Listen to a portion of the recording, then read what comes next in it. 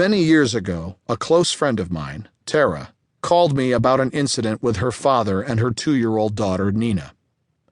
They'd been out for a stroll in the park when Nina suddenly became unglued, screaming and wailing to go home. Tara did what she could, but Nina remained inconsolable. After about half an hour, Tara announced, "We have to go, I'm sorry." Her father shot her a stern look, warning, "If you leave every time she pitches a fit, she'll think the world revolves around her." Tara, fuming, fired back, Yes, she will, and I think that's a good thing, don't you?" On the surface, this father-daughter quarrel was a generational battle over how to raise a child.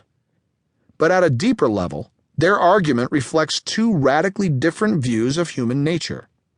Tara's dad seems to believe people are easily corruptible, requiring constant reining in to avoid becoming hopelessly self-centered, while Tara thinks we're all made of sturdier stuff and actually benefit from a little self-absorption now and then.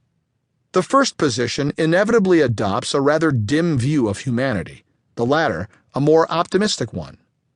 Without realizing it, Tara and her father had squared off in one of the oldest debates in history, one that's central to the confusion surrounding narcissism today. The birth of narcissism.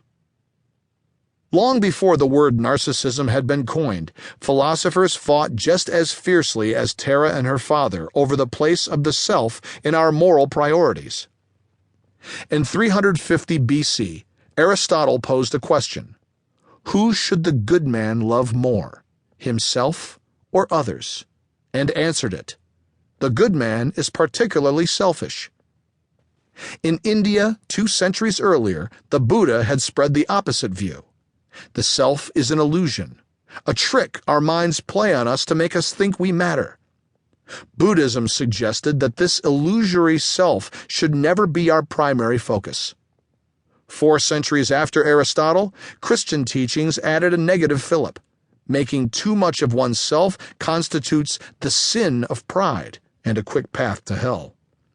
Excesses of the self underlie other sins, sloth, greed, gluttony, and envy as well. Down through the centuries, the debate raged, engaging philosophers from Thomas Hobbes, self-love is part of brutish human nature, to Adam Smith, self-interest benefits society, aka greed is good. It wasn't until the end of the 19th century, however, that the debate entered into the circles of medicine and psychology, and the word narcissism first appeared. In 1898, pioneering British sexologist Havelock Ellis described patients who'd literally fallen in love with themselves, sprinkling their bodies with kisses from their own lips and masturbating to excess as suffering from a narcissus-like ailment. 1 year later, a German doctor, Paul Necke, writing about similar sexual perversions, coined the catchier term narcissism. But it was the founding father of psychoanalysis, Sigmund Freud, who in 1914 made the word famous in a groundbreaking paper on narcissism in Introduction. He liberated the term from its sexual connotations, unusual for him, describing narcissism instead as a necessary developmental stage of childhood. As infants, Freud wrote, we're convinced the world originates in us, at least all the exciting parts of it. We literally fall in love with ourselves, giddy with all the fascinating and sexy things we seem capable of. He called this stage primary narcissism, and felt it wasn't just healthy, but also crucial to our capacity to form meaningful, close relationships. Our passion for ourselves as infants gives us the energy to reach out to others.